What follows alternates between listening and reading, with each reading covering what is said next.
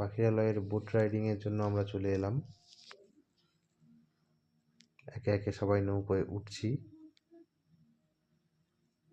এখানে বোট বুকিংয়ের সিস্টেম হলো প্রত্যেক ঘন্টায় 200 টাকা করে নেবে এবং একটি বোটে 4 জন থাকতে পারবে সর্বাধিক। 4 জনের বেশি হলে কিন্তু 2টো বোট বুক করতে হবে। তো আমরা সবাই উঠে পড়লাম। শীতকালের প্রত্যেক দিনই প্রায় এখানে প্রচুর টুরিস্ট আসে এবং প্রচুর নৌকো এখানে থাকে।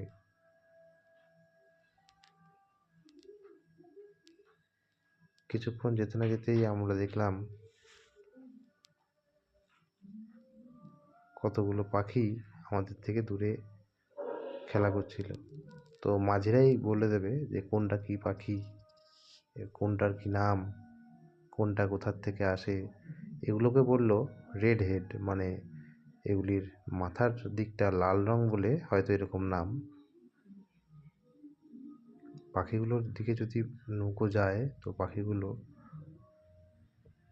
নির্দিষ্ট দূরত্ব মেনটেন্স করে তারা আরও পিছিয়ে যায়।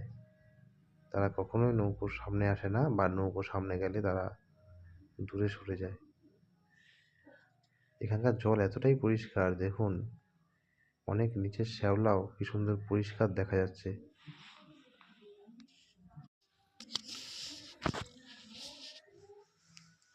ওই পাখি ছাড়াও এখানে আরও অনেক ধরনের পাখি আছে, যেমন এগুলিকে বলা হয় সাইবেরিয়ান ডাক।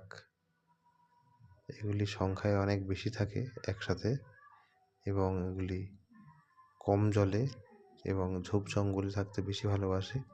এগুলি সাইবেরিয়ান থেকে আসে।